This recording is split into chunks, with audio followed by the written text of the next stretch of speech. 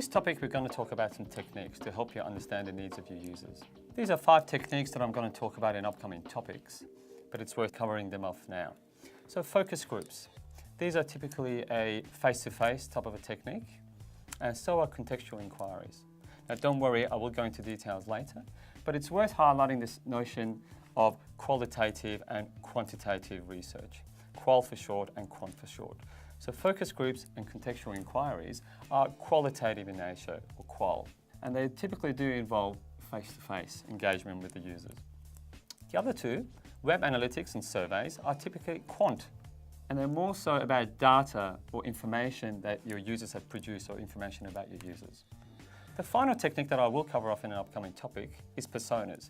They're not so much a technique in terms of understanding your users, but they're a way of communicating your understanding. So they're typically in a document format.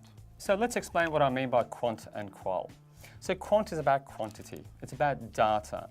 So it's not so much about understanding of why our users are doing what they're doing, but it's more so about their patterns of use.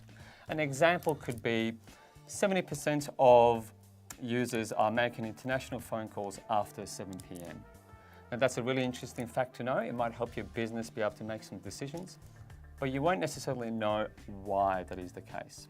Qualitative, or qual for short, is if you want to start to get into a bit of deeper understanding about the reasoning behind that behavior.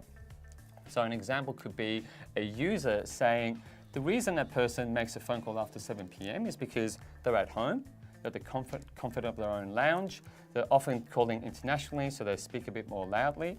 And finally, their tariffs for their actual phone calls are cheaper. So that gives you the reason as to why the users are behaving a certain way. Now, what's really important to understand is not qual versus quant, it's about the combination of both. Depending on what information you're trying to find out, you might have to combine some research from each activity.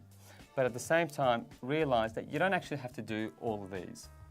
Let me give you an important example of why it is to combine both pieces of information.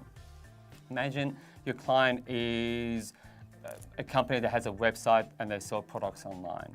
And they're starting to realize that they want to understand actually why reviews of a product help sell more products. They can use a quant type of exercise, for example, the web analytics, to try and gauge as to when users are looking at reviews and when they're purchasing the products. However, they won't necessarily know what the reviews are doing unless they actually talk to those users. Smaller sample size, but getting some additional insight about their behavior. So perhaps by doing some contextual inquiries or actually going and visiting users or even bringing them in a focus group, they might actually understand that the reason they look at reviews is because often people who are writing reviews are actually providing some additional product attributes about that product they're about to sell. So in this topic, I've given you a summary of the types of techniques you can use to actually understand your users better. Now don't worry about them because the next upcoming topics will actually cover these in details. But the sort of things you probably want to take away is this whole notion of there's face-to-face techniques or qual-type techniques that are less sample size, less number of users, but you're getting richer and deeper insight about your users.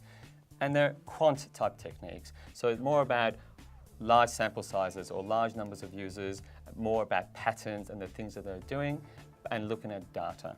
And lastly, personas. They're more of a deliverable that summarizes your users, their behaviors, their tasks, and their objectives. In the next topic, I'm actually going to talk about contextual inquiries in detail, so you can actually run one yourself.